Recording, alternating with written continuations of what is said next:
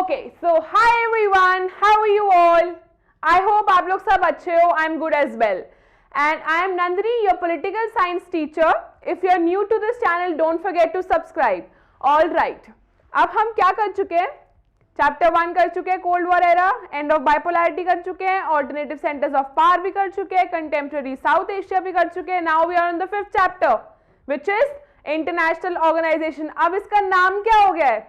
इसका नाम हो गया है यूएन एंड इट्स ऑर्गन्स. ठीक है, यूएन एंड इट्स ऑर्गेनाइजेशंस बोल लो या यूएन एंड इट्स ऑर्गन्स. ठीक है, अब क्या है, पहले मैं आपको एक जिस्ट देती हूँ. देखो, हम लोग सब कुछ एनसीईआरटी के हिसाब से कर रहे हैं. ठीक है, जो भी अभी क्लैरिटी आई है मैंने आपको बताया ना, तो सारा सिलेबस उसके अकॉर्डिंग फॉलो हो रहा है.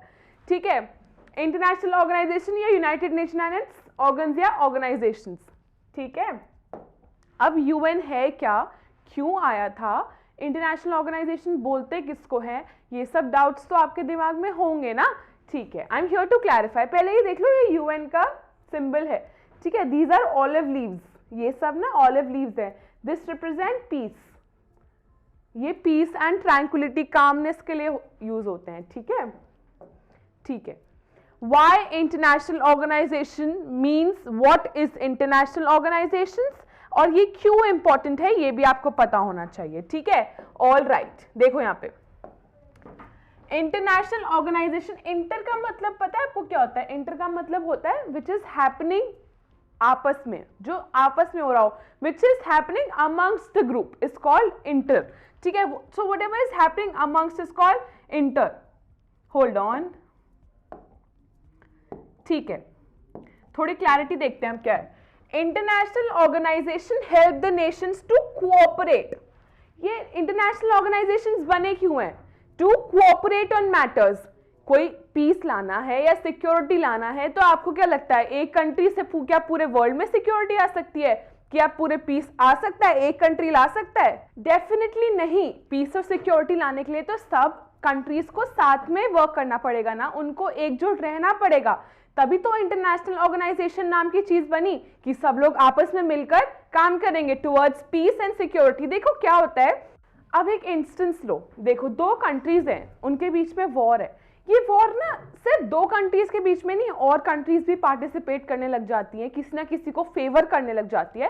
तो ना ये क्या होता है कि ये और कंट्रीज के साथ मिलते मिलते दो कंट्रीज से बहुत ज्यादा वॉर स्प्रेड हो जाता है. तो जो पीस और सिक्योरिटी मेंटेन होती है वो अमंगस्ट मेनी कंट्रीज ही करनी पड़ती है. ठीक है, टू कोऑपरेट करना है on matters concerning peace and security. Peace and security उस टाइम पे देखो वर्ल्ड वॉर 1 हुई, उसके बाद एक ऑर्गेनाइजेशन लाया गया, उसको बोलते थे लीग ऑफ नेशंस. ठीक है, मैं उसके बारे में अभी बात करूंगी.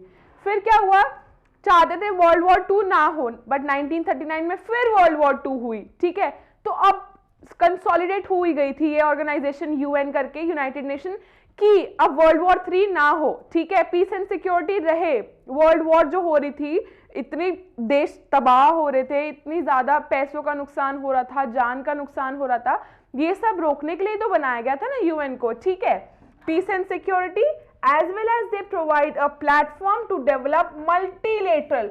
मल्टीलेटरल मतलब हर डायमेंशन में, सिर्फ एक चीज को लेकर नहीं कि सिर्फ लड़ाई करो, तुम लोग लड़ाई मत करो, सिर्फ इसलिए नहीं बनाया गया था यूएन, और भी बहुत चीजों के लिए बनाया गया था. मल्टीलेटरल मतलब मल्टी डायमेंशनल, बहुत सारी कंट्रीज. मल्टीलेटरल कंट्रीज मतलब मल्टीलेटरल पार्टीज मतलब lot of countries, not only 1 or 2. All right.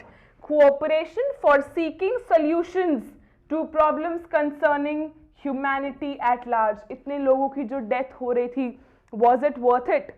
क्या इतने लोगों की जान का नुकसान हो रहा था सिर्फ क्योंकि दो कंट्रीज के बीच में राइवलरी थी, जो कि दो सुपर पावर्स थे, US and USSR? Was it worth it? Of course नहीं था. इसलिए ये बोल रहे हैं कि ह्यूमैनिटी बचाने के लिए उनको प्रॉपर हंगर ना हो, बिल्कुल भी हंगर एकदम डिमिनिश हो जाए, खत्म हो जाए. ठीक है, और उनको खाना ठीक से मिले और वो लोग रहे ठीक से. ये सब चीजों के लिए ह्यूमैनिटी को तो ध्यान में रखना चाहिए था ना. ठीक है, it facilitates cooperation to do all those things which a nation cannot do alone. मैंने क्या बताया, एक नेशन तो पूरे वर्ल्ड में पीस सिक्योरिटी नहीं ला सकती, सबको मिलजुल के काम करना पड़ेगा ना. ठीक है, फॉर एग्जाम्पल कॉम्बैटिंग टेररिज्म. लोगों को तो ये भी नहीं पता टेररिज्म है क्या, कहाँ से आ रहा है, कैसे शुरू हो रहा है, मतलब इतनी ज़्यादा ब्लर्ड है सब विजन, इतना ब्लर्ड विजन है कि कुछ पता ही नहीं है। टेररिज्म को फाइट करना चाहते थे, fighting deadly diseases, corona virus को देख लो ना, और कंटेनिंग एनवायरमेंटल पोल्यूशन। आपको क्या लगता है सिर्फ एक कंट्री पोल्यूशन बंद कर देगी तो सब कंट्रीज में सिचुएशन ठीक हो जाएगी, या पूरे वर्ल्ड में सिचुएशन ठीक हो जाएगी अगर एक कंट्री बंद कर देगी? सब कंट्रीज को पोल्यूशन कंट्रोल करना पड़ेगा ना, तभी जाके कुछ सिचुएशन ठीक होगी।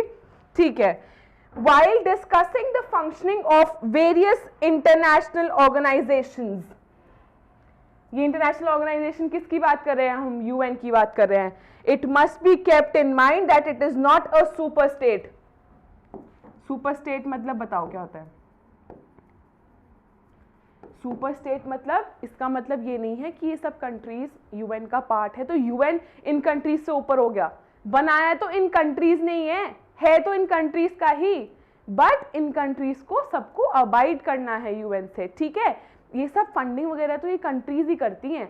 UN is not above them, but UN has to be followed. हर कंट्री अगर ऐसी करेगी कि हम तो यूएन को फॉलो नहीं करते, जो हो रहा है होता रहे, तो फिर वो भी गलत हो जाएगा। ठीक है, फॉलो करना है, ठीक से करना है, बट ये नहीं कि यूएन अबव है, ये नहीं कि जो है बस यूएन ही है। इनके लिए ये नहीं था, जो सुपर पावर्स थे वो लोग कहेंगे हम अपनी पावर को छोड़ के हम यूएन का पार्ट क्यों बने, हम तो नहीं बनते यूएन के मेंबर। इसलिए यूएन उनका भी ध्यान रखता है कि हम साथ में काम करें। It must be kept in mind that it is not a super state, मतलब उसको टेक ओवर नहीं करता है विद अथॉरिटी, क्योंकि क्या है, सब कंट्रीज क्या है, सोवरीन है, सोवरीन कंट्रीज है ना। सोवरीन कंट्रीज मतलब they have an absolute individuality in terms of power and authority. All right, it comes into being when the state creates, it is not above states. मैंने क्या बोला था, यही बोला था ना, it is not above states. All right, when the state creates, it is not above states. UN is at par with states, but it is not above state. All right, चलो next देखते हैं। Evolution of UN, UN आया कहाँ से, इसकी ज़रूरत क्या पड़ी, क्या ऐसा था, ये तो अभी हमने पढ़ लिया इंटरनेशनल ऑर्गेनाइजेशन क्या होता है। अब हमें ज़रूरत है कि हम पढ़े कि आया कहाँ से और इसकी ज़रूरत क्या है। ठीक है, after the first world war, first world war का पीरियड देख लो एक बार, 1914 टू 1918। ठीक है, फर्स्ट वर्ल्ड वॉर हुई 1919 में, लाया गया लीग ऑफ नेशंस को। क्यों लाया गया? जिससे कि वर्ल्ड वॉर 2 ना हो। बट लीग ऑफ नेशंस या तो कह सकते हो बहुत पावरफुल नहीं था, या फिर बाय एनी स्टैंसेस वो नहीं रोक पाया वर्ल्ड वॉर 2 को। 1939 में टू 1945 वर्ल्ड वॉर 2 हो गई। ठीक है, अब पढ़ते हैं। After the First World War, League of Nations, मैंने बताया आपको, was formed to prevent the occurrence of Second World War. However, it failed in its objective, थोड़ा weak पड़ गया, it failed in its objective, and the Second World War occurred. Second World War कौन सी थी? 1939 to 1945 में हो गई थी। The UN was formed in 1945. इसका सक्सेसर था यूएन। ठीक है, लीग ऑफ नेशंस आया था पहले 1919 में, उसके बाद 1945 जब वर्ल्ड वॉर 2 एंड हो गया था तब क्या आया था, तब आया था यूएन। ठीक है, United Nations. Immediately after the end of second world war the organisation was set up through the signing of UN charter of the nations. UN charter is more like a constitution, it is like a document जहाँ पे सब rules and policy stated है। सब Nations को जो जो UN charter sign कर रहे हैं उन सबको उससे अबाइड बाय करना है, उसको फॉलो करना है, उन रूल्स को, उन पॉलिसीज को। ठीक है, ऐसे नहीं कि तुम यूएन के पार्टनर हो बट तुम यूएन को अबाइड तो कर नहीं रहे हो, तो तुमने यूएन चार्टर किया। जैसे हर कंट्री का कॉन्स्टिट्यूशन होता है या कोई रूल बुक होती है ना, ऐसे इसका यूएन चार्टर था। ठीक है, यूएन चार्टर किसने साइन किया था? 51 कंट्रीज ने। इनिशियली 50 कंट्रीज ने किया था, बट एक और कंट्री ने बाद में आके ज्वाइन कर लिया था, तो कहते यही है कि 51 कंट्रीज ने करा था। ठीक है, its objective is to prevent war. UN का शुरू से यूएन बना क्यों था? कि और वॉर ना हो, लोगों को नुकसान ना पहुंचे, जो सिविलियंस इतने मर रहे थे, नॉर्मल आपके मेरे जैसे इंसान की डेथ हो रही थी, तो फायदा क्या था? तो लोग मर रहे थे। ठीक है, एंड फैसिलिटेट इंटरनेशनल कोऑपरेशन, मतलब इंटरनेशनल मतलब that happens amongst the countries, जो कंट्रीज एट वॉर है। अच्छा एक बात बताओ, यूएन का मेन पर्पस पता है क्या था? यूएस एक साइड पे था, यूएसएसआर एक साइड पे था, तो ये लोग क्या चाहते थे यूएन, कि अगर यूएसएसआर को यूएसए की साइड डाल दिया जाए पहली बात तो 1991 में डिसइंटीग्रेशन हो गया, बट अगर उनके बीच में इतनी लड़ाई थी तो वो चाहते थे कि अगर यूएसएसआर यूएसए की टीम में आ जाए, मतलब सब कंट्रीज एक हो जाए, तो वॉर किस बात की रहेगी, लड़ाई ही खत्म हो जाएगी। ठीक है, सारी बात ये थी। तो कितनी मेंबर कंट्रीज है, अगर तुम्हारे पास पुरानी एनसीईआरटी है 192 मेंबर कंट्रीज लिखा होगा, which is wrong. 193 member countries है। Latest one is South Sudan, उसने ईयर 2011 में ज्वाइन किया था। एक बार ईयर कंफर्म कर लेना, ठीक है, 2011 में ज्वाइन किया था। All right, members of the UN. अब मेंबर्स ऑफ यूएन आपको लगेगा मेंबर्स कौन होते हैं, क्या होते हैं, हम उनके बारे में अभी बात करने वाले हैं। ठीक है, एक बार ये खोलो यार, अपनी बुक का खोलो, मे बी इसमें क्लियर नहीं आएगा, मैं एक बार अच्छे से समझा देती हूँ। देखो ये पेज नंबर है 85, this is page number 85। All right, देखो सबसे पहले हम किसकी बात करने वाले हैं। पहली बात ये देख लो कि प्रिंसिपल ऑर्गन्स लिखा है यहाँ पे, देख रहे हो, प्रिंसिपल ऑर्गन्स हैं 6, ठीक है, ऐसे याद रखो, GIST, जिस्ट और ES, ठीक है, मैंने तो ऐसे याद किया, जिस्ट और ES। G for General assembly, I for international court of justice, S for secretariat, T for, देख लो यार एक बार, T फॉर ट्रस्टीशिप काउंसिल, ठीक है, E फॉर इकोसॉक which is economic and social council, एक S और बचा विच इज सिक्योरिटी काउंसिल, ठीक है। अब एक बात समझना, ये 6 याद कर लेना, general assembly, I for international court of justice, S for security council, T for trusteeship council, ठीक है, E फॉर इकोसॉक which is economic and social council, S for is again one is left, secretariat, ठीक है, ये बात याद रखना, ये 6 होते हैं। अब हम सबसे पहले किसकी बात करेंगे, ट्रस्टीशिप काउंसिल, क्योंकि ट्रस्टीशिप काउंसिल इज नो मोर, अब ये एग्जिस्ट ही नहीं करता है, बट आपके एग्जाम में पूछा जाएगा, आपको बता के आना है कि हाँ क्या है ट्रस्टीशिप काउंसिल का क्वेश्चन अगर आता है तो, ठीक है। ये देखो ये है ट्रस्टीशिप काउंसिल, ये रहा। ऑल राइट, चलो ट्रस्टीशिप काउंसिल देखो लिखा है सस्पेंडेड ऑन 1 नवंबर 1994 को हुआ था, जब पलाऊ इंडिपेंडेंट हो गया था, हाँ इंडिपेंडेंट हो गया था, ठीक है। एक बात मैं बताना चाहती हूँ, देखो, ऑल राइट, एक बात बताना चाहती हूँ, अच्छा ये पता है ट्रस्टीशिप काउंसिल क्यों बनाया गया था। ट्रस्टीशिप काउंसिल का काम पता है क्या था, कॉलोनियलिज्म था, हाँ कि ना, ऑफ कोर्स था। हाँ, ब्रिटेन के अंडर कितनी कंट्रीज थी, इंक्लूडिंग हमारी इंडिया, ये सब इनको क्या बोलते थे, कॉलोनाइज्ड कंट्रीज थी ये लोग, क्योंकि ये किसी के अंडर थी, अभी किसी मेजर कंट्री के अंदर थी, ये इंडिपेंडेंट कंट्रीज नहीं थी, ठीक है, मानते हो इस बात को। फिर क्या हुआ, एक टाइम ऐसा आ गया कि ये कंट्रीज चाहती थी कि हमें भी इंडिपेंडेंस मिले, एंड ऑफ कोर्स यूएन भी चाहता था कि कब तक इतनी मेजर कंट्रीज के अंदर ही काम करती रहेंगी, कब तक इनके ऊपर कोई काम करेगा, कोई इनको इंडिपेंडेंस नहीं मिलेंगी, कोई रूलिंग ऊपर होगा ही होगा। तो इन लोगों ने पता है क्या निकाला, एक निकाला ट्रस्टीशिप काउंसिल। इसका मतलब पता है क्या होता है, ट्रस्ट टेरिटरी वही होती है, क्यों ये लोग इंडिपेंडेंस चाहती तो है, हाँ चाहती है, बट यार ये लोग इतनी केपेबल तो नहीं है, ना तो इनके पास मिलिट्री है, ना मैन है, ना मनी है, कुछ भी तो नहीं है इनके पास, तो इनको इंडिपेंडेंस कैसे दे दे, ये जिएंगी कैसे। फॉर इंस्टेंस किसी कंट्री को अगर इंडिपेंडेंस दे दी और उसके पास पैसा नहीं है, कोई कंट्री आकर उसको मार के चली जाए, तो वो कुछ आगे से डिफेंड ही नहीं कर सकता, तो उन कंट्रीज को क्या करे उनका।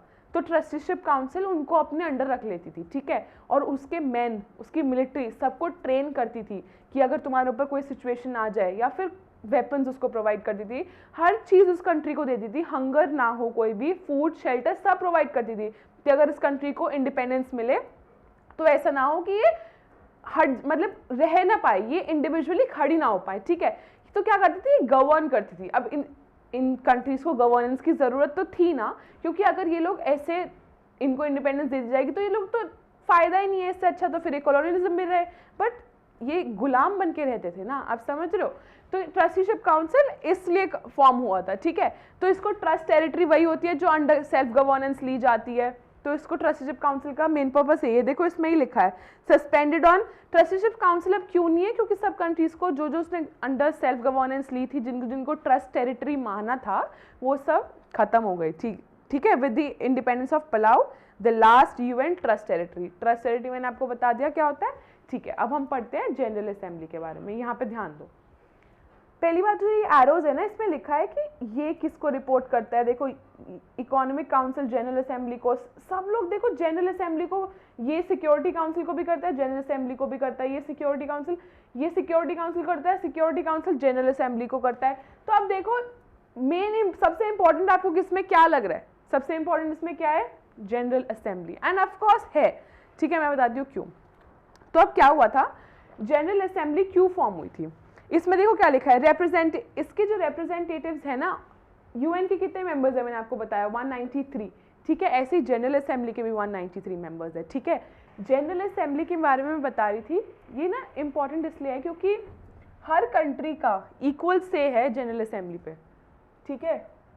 एवरी कंट्री, ऑल 193 मेंबर्स, अगर कोई भी डिसीजन लेना है, बट अगर बहुत इंपॉर्टेंट डिसीजंस लेने हैं, फॉर इंस्टेंस बजटरी डिसीजन है या फिर किसी न्यू मेंबर को अपनी यूएन में लेने का डिसीजन है, ये सब कौन लेता है, ये सब क्या होता है, ये सब 193 मेंबर्स डिसीजन नहीं लेते, ये सब क्या लेते हैं, P5 जो मेन कंट्रीज हैं। अब P5 क्या है ये पूछोगे, ठीक है, मैं भी आपको बताती हूँ P5 क्या है। तो एक होती है सिंपल मेजॉरिटी, यहां देखो, एक होती है स्पेशल मेजॉरिटी, ठीक है। तो कहने का मतलब क्या है, सिंपल मेजॉरिटी मतलब 50-50, मतलब हाफ, मतलब अगर 51% एक चीज को फेवर कर रहे हैं तो वो चीज मानी जाएगी, ठीक है।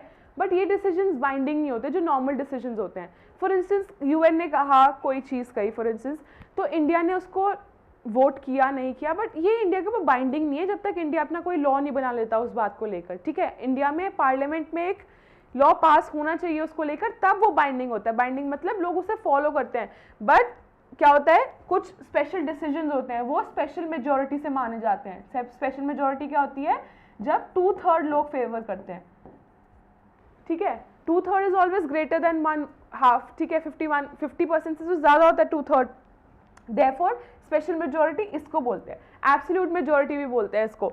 तो क्या बात हो रही थी, इन स्पेशल मेजॉरिटी में P5 का बहुत इंपॉर्टेंट होता है, इसके बारे में अभी हम और पढ़ेंगे, बट मैं आपको बता रही हूँ कि P5 कंट्रीज जो होती है ना, इनको सबको वोट करना पड़ता है। मैंने आपको पहले भी बताया P5 कंट्री कौन कौन सी है, UK, USA, France, Russia, China, ये 5 कंट्रीज है ना, इनका बहुत इंपॉर्टेंस से होता है, ठीक है। ये हम जनरल असेंबली की बात कर रहे हैं। सबका एक वोट होता है, एक वीटो पार होती है, वीटो पार के बारे में भी हम पढ़ेंगे। वीटो पार वो होती है जो 5 कंट्रीज होती है ना, अगर ये किसी भी चीज़ को नेगेट कर देना कि नहीं ये सही नहीं है, तो वो डिसीजन कंसिडरेशन में नहीं आता, वो डिसीजन वहीं नल हो जाता है। और अगर ये लोग पांचों पास करें किसी डिसीजन को, तो ही ये बन पाता है, ठीक है। अब देखो नेक्स्ट, जनरल असेंबली के बारे में इतना ही बताया, आगे बढ़ते हैं। सिक्योरिटी काउंसिल, अगर क्वेश्चन आ जाए ना पीस एंड सिक्योरिटी के बारे में, कभी भी जनरल असेंबली मार्क करके मत आना, ठीक है। जनरल असेंबली के बहुत फंक्शंस हैं, बट पीस एंड सिक्योरिटी की कभी भी बात आए तो सिक्योरिटी काउंसिल आंसर है, ठीक है। अब क्या देखते हैं यहाँ पे, 15 मेंबर्स सिक्योरिटी काउंसिल के होते हैं, 15 मेंबर्स, P15, ये डिवाइडेड इनटू 2 होते हैं, विच इज 5, ये 5 परमानेंट होते हैं, बाकी 10 होते हैं नॉन परमानेंट, ठीक है। ये बात समझ रहे हो। तो ये 5 मेंबर्स तो मैंने आपको बता दिया कौन कौन से, China, Russia, France, UK, USA, all right, perfect. Non permanent कौन से होते हैं, non permanent every 2 years change होते हैं, ठीक है। इंडिया आपको पता है 20, यहाँ देखो 20, 21, 22 के लिए अपॉइंटेड हुआ है यूनाइटेड नेशन सिक्योरिटी काउंसिल के 10 जो मेंबर्स होते हैं ना, ये इस टाइम पीरियड के लिए अपॉइंट हुआ है। इंडिया के लिए ये प्राउड की बात है, पता है कि इंडिया को अपॉर्चुनिटी मिली है इस चीज़ के लिए, ठीक है। और देखते हैं सिक्योरिटी काउंसिल के बारे में, ये लिखा है 5 परमानेंट मेंबर्स को वीटो पार होती है, वो लोग वोट कर सकते हैं, मैंने अभी बताया आपको, by the general assembly for 2 terms, ठीक है। डिसीजंस जो यूनाइटेड नेशन सिक्योरिटी काउंसिल के होते हैं वो mostly taken by P5 countries से लिए जाते हैं, और वो बाइंडिंग भी होते हैं, ठीक है। अभी देख लेते हैं इंटरनेशनल कोर्ट ऑफ जस्टिस, ठीक है। 15 जजेस इलेक्ट होते हैं फ्रॉम 15 वेरियस कंट्रीज, और ये मैक्सिमम कितने टाइम के लिए होते हैं, 9 years के लिए, ठीक है। इसमें यही लिखा है 15 जजेस elected for 9 years bye absolute majority. मैंने एब्सोल्यूट मेजोरिटी क्या बताया था आपको? Absolute majority is 2/3 of majority, it is not half half नहीं होता है, 2/3 होती है in both the general assembly and the security council. इसमें भी एब्सोल्यूट मेजोरिटी होनी चाहिए और इसमें भी एब्सोल्यूट मेजोरिटी होनी चाहिए। इसके 193 मेंबर्स, इसके 15 मेंबर्स, ठीक है। एंड और इसका हेडक्वार्टर्स कहाँ है? ये इंपॉर्टेंट है, 1 मार्क क्वेश्चन में आ जाता है। ICJ which is international court of justice का headquarter is in Hague. Hague is in Netherlands, ठीक है। ये आपको पता होना चाहिए 1 मार्क क्वेश्चन में। ऑल राइट, अब नेक्स्ट पढ़ते हैं सेक्रेटेरिएट के बारे में। सेक्रेटेरिएट क्या लिखा है? International staff serving other principal organs. ये एक सर्विंग करता है और ऑर्गन्स को, जिसको भी जिस चीज की जरूरत होती है, तो सेक्रेटेरिएट इज देयर, ठीक है। हेडेड बाय सेक्जेन, सेक्रेटरी जनरल होता है। यूएन का सेक्रेटरी जनरल आपको पता है होता है, अभी कौन है? एंटोनियो गटरेस है, पोर्टुगल का है, अभी देखेंगे उसको। Who is appointed by UN general assembly. General assembly appoint करती है उसे एज अ होल। किसे बोलते हैं? यूएन का वो सेक्रेटरी जनरल बोलते हैं उसे, ठीक है। जनरल से on the recommendation of security council.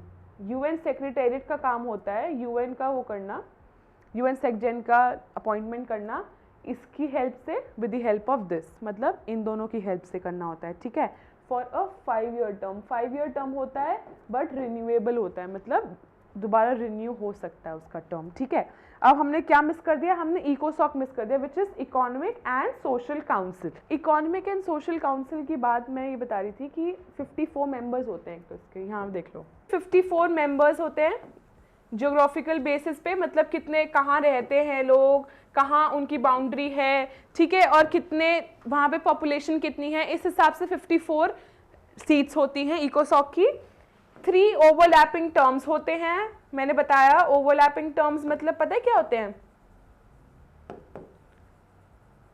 Every 18 members retire each year, ठीक है। हर साल 18 मेंबर्स जाते जाते हैं और उनके 3 years होते रहते हैं। These are called overlapping 3 years। All right, फटाफट से देखते हैं नेक्स्ट। चलो, सेक्जेन बताया था ना कौन है, देख लो। चलो, सेक्जेन of UN is the head of UN secretariat. किसका हेड होता है? UN secretariat. अपॉइंटेड कैसे होता है? जनरल असेंबली से पूछ के होता है, with the help of security council, ठीक है। Is the head of UN secretariat, one of the 6 principal organs, ठीक है। हमने पढ़े अभी principal organs, secretariat is one of them. The secretary general serves as the chief administrative officer, मतलब CEO होता है ये यूएन का, जो सेक्रेटेरिएट का मेंबर होता है, जो कि यूएन का सेक्रेटरी जनरल होता है, ठीक है। This he is also called chief administrative officer, CAO बोलते हैं, सीईओ नहीं, सीएओ, चीफ एडमिनिस्ट्रेटिव ऑफिसर बोलते हैं यूएन का। एंटोनियो गटरेस है, बताया कि नहीं बताया? 1 मार्क में आ सकता है। इसकी नेशनैलिटी पता होनी चाहिए, पोर्टुगल का है, 9th है, ये करंट सेक्रेटरी जनरल है। देखो 9th सेक्रेटरी जनरल है, 2017 से टर्म बिगिन होगा। इनका टर्म कितना होता है? 5 years। रिन्यूएबल होता है कि नहीं होता? ऑफ कोर्स होता है रिन्यूएबल टर्म, ठीक है, ये बात याद रखना, ठीक है। ये देखते हैं फटाफट से, बिफोर आई एंड दिस एक बार ये देख लो। ऑल राइट, ये देखो UN secretary general over the years कौन कौन है। अगर क्वेश्चन आया, फर्स्ट कौन है? ट्राइगीव लाए, ठीक है, नॉर्वे का था ये, फर्स्ट मैन टू बिकम। इसकी नेशनैलिटी पता होनी चाहिए, नॉर्वे। ओवर द इयर्स कौन पता है? ये आपको नाम थोड़े से पता होने चाहिए, लर्न करने की इनको जरूरत नहीं है, ठीक है। In any case your question comes MCQs में कि which one of these is not, has not been the member of united nation और has not served as UN secretary general, तो आपको पता होना चाहिए कि किसने नहीं सर्व किया, इसलिए आपको नाम ये सब पता होने चाहिए। एक बार देख लो, डैग हैमर्सडोल्ड है, यूथ हैंट है, ये इनकी नेशनैलिटी पता हो कि कुछ फायदा नहीं है। कोर्ट वेल्डम है, जैवियर पेरिस डी सोलर, कोफी अनन था, बाउटेडो घाली था, बैन की मून, और अब कौन है? Antonio Guterres. ये सब नाम पता होने चाहिए। अभी का पता होना चाहिए कौन है? 2017 में टर्म शुरू हुआ था, 5 years, रिन्यूएबल है। सबसे पहला कौन था? 1946 में बना था, ट्राइगीव लाई, ठीक है। All right, and I want to end this part 1 of my chapter, which is international organization, UN and its organization भी बोल दो, कुछ भी बोल दो, अच्छे से पढ़ो यार तुम लोग। And I want to tell you, I'll end this here only. You have to take care of yourselves. पढ़ते रहो. I'm uploading the video watch part 2 of the video. 4 parts हैं, ठीक है. I will try to cover it very quickly. आपको याद तो थोड़ा थोड़ा करना है, बट आप समझ लो इसको, you will be able to write better. Alright, don't forget to like, subscribe, comment, share, and I'll see you soon in the next video. Bye bye for now.